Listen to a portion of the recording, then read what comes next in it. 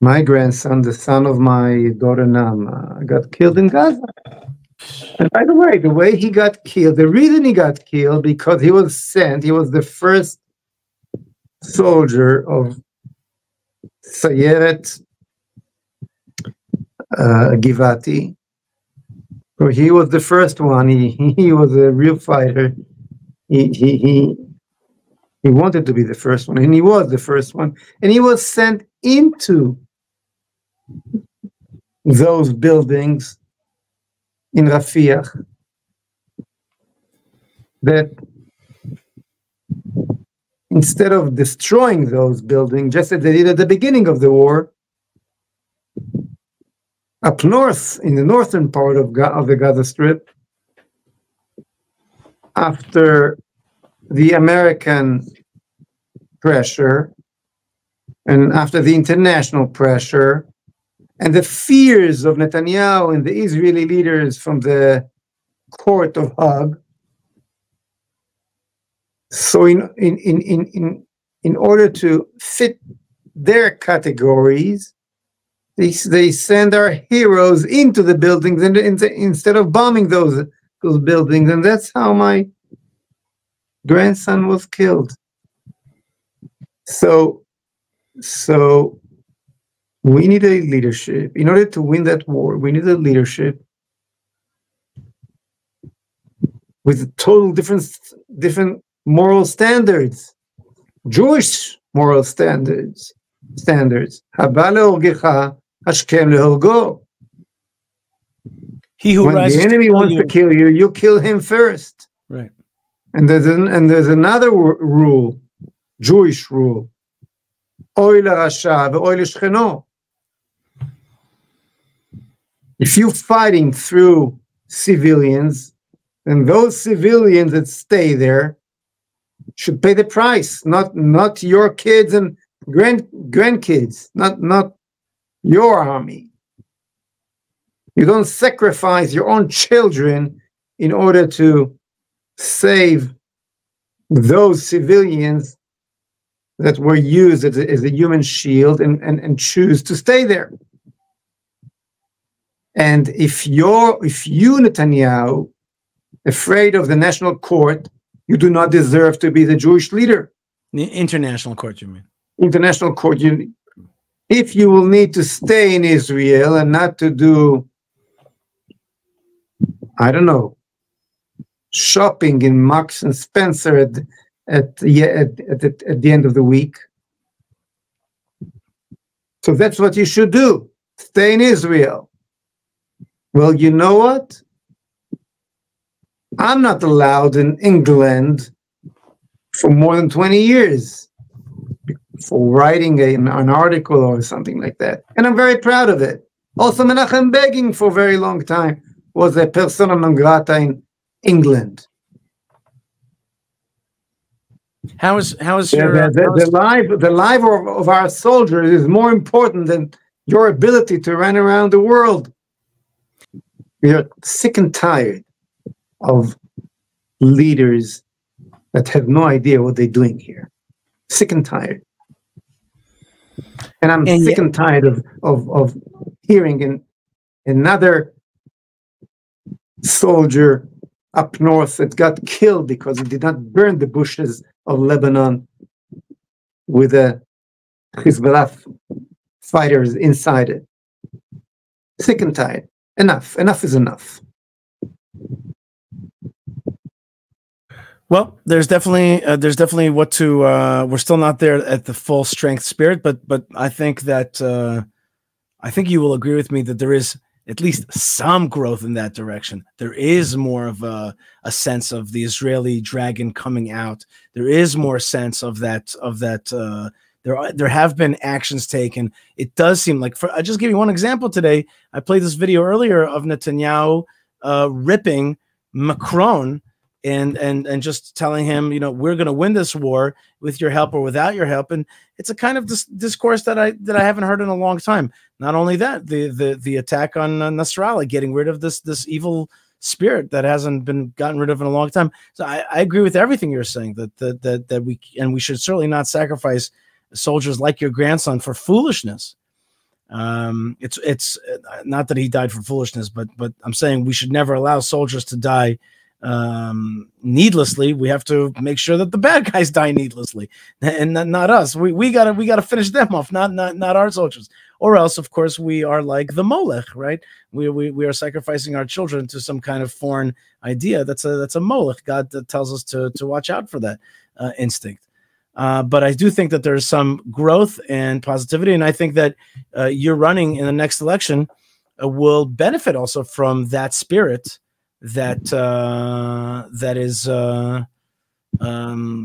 is so growing inside of our nation today. Do you see that spirit as well? I don't know what led to that change that you're talking about, and you're right. There was some changes, and I don't know what led to it. I have no problem giving all the credit to Netanyahu, and when he's doing, and as I said, when it looks like after 30 years of total mistaken and terrible strategy, from hugging Arafat in 1996 to his horrible speech, Bar Ilan speech, that gave our land to the basically said that there is a Palestinian people and the heart of the land belongs to them, and the release of Sinwar and everything. I'm willing to put all that aside and back Netanyahu if he's doing what needs to be done. And for 2-3 days, it looked like something is really changing. You're right.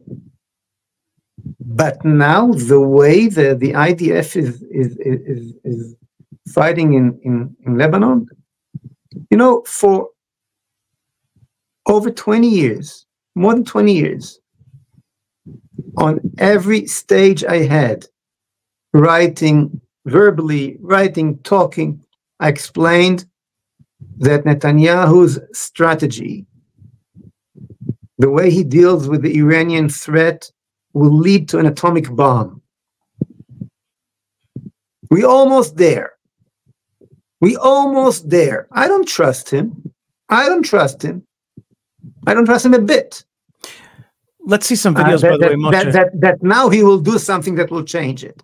Let's see a little bit of the videos. I simply don't trust him. I mean, this strategy of basically giving the responsibility to the threat of atomic bombing in Iran to the Americans, to lean on the American, expecting again after 80 years that the American pilots will save us from the death factories that are being built somewhere in the world, okay? Just as they did not bomb Auschwitz, they did not bomb Iran, and they will never will. And Netanyahu should have done what he needed to do 20 years ago. It was much easier. He did not. Why he did not?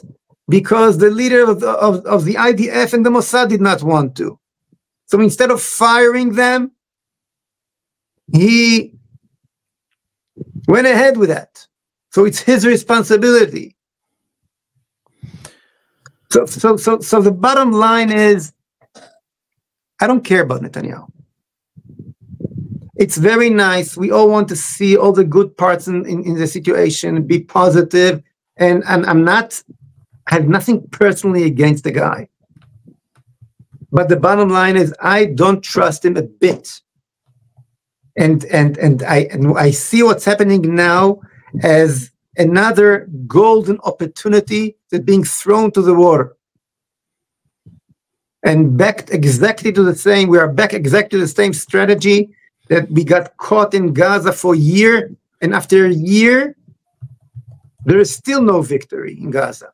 A victory in Gaza that we achieved in 56 and 67 in less than a week, in 2-3 days.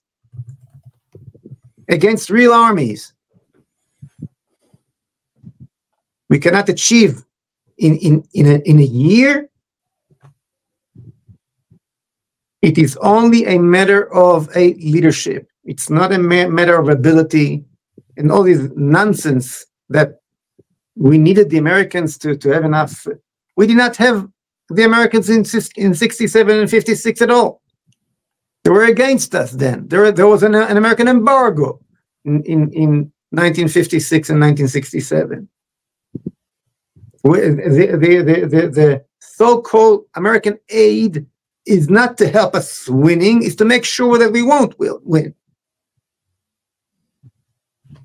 But we have a leadership, a political leadership, and a military top military leadership that caught in so many interests in America that we cannot win. So everything is done according to the American clock and the American election and all kind of interests. What about us? Netanyahu's going to the UN and talking about telling the world we are at war. Really? Are we? Does it look to you like does it look to you like we are at war? How come there are demonstrations? Was there any demonstration in Yom Kippur War? In 6 Day War? If you're at war, demonstration should not be allowed. Look what the British did to some demonstrators during the war. Well, speaking of British, I have a British guest that I have to get to soon, Moshe Feiglin, and I think your points are very strong about how we're fighting this war. And I think, but you agree with me that there is some element of betterness now than there was before, and you know there is some moving in the right direction, and there are people running away from Lebanon, and here's some of the videos that we're seeing.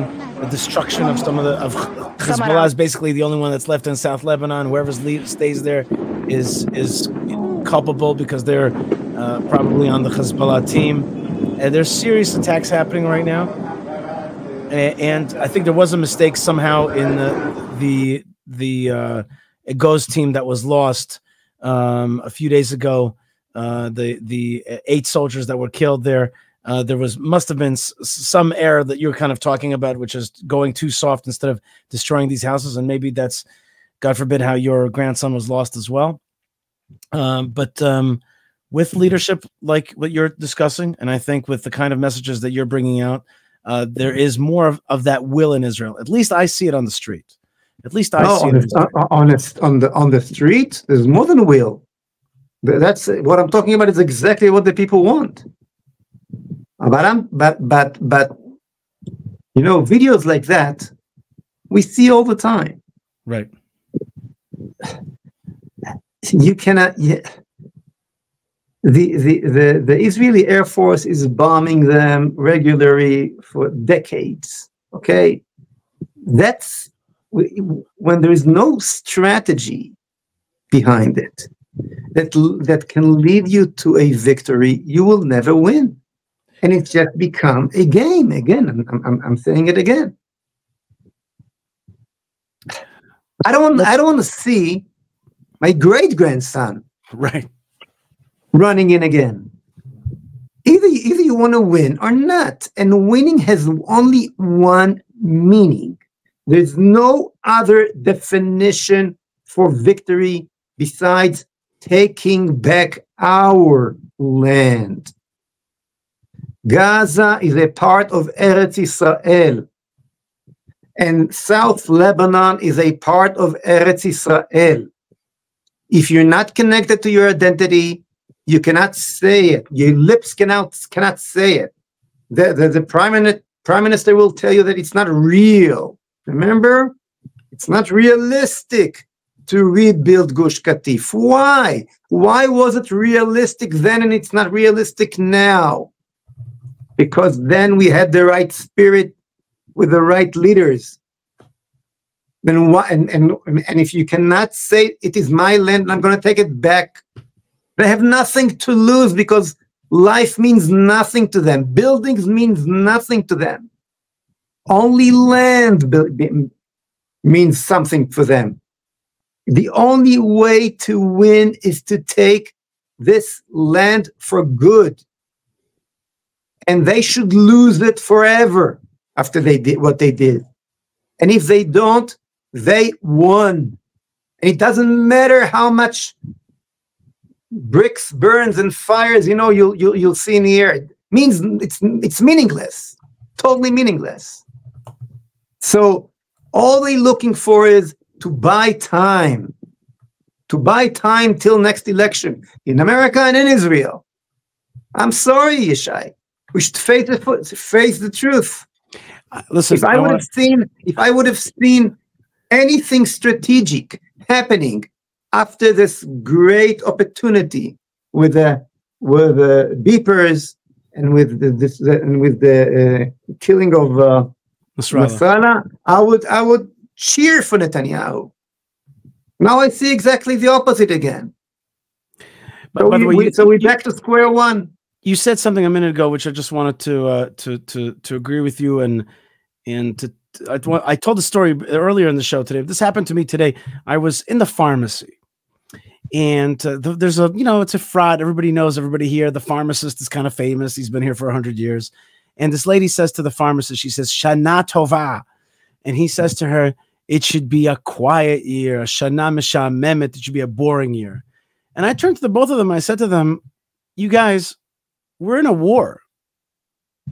Let's be real. It's not going to be a Shana Meshamemet. Let's prepare ourselves. Let's look at it in the face. Let's just say something different. Let's say it's a Shana of Nitzachon. It's a year of victory. It's not going to be a boring year. You can forget that. Like, don't live in falsities and in lies. This is where we are. This is where it's going to be. And we got to deal with Judea and Samaria Arabs. We got to deal with South Lebanon. We got to deal with Gaza. We got to deal with Yemen. We got to deal with Iran. We got to deal with American campus. And forget it. It's not happening. Snap out of it. We're not going to live in this chilled out time anymore. It's not happening.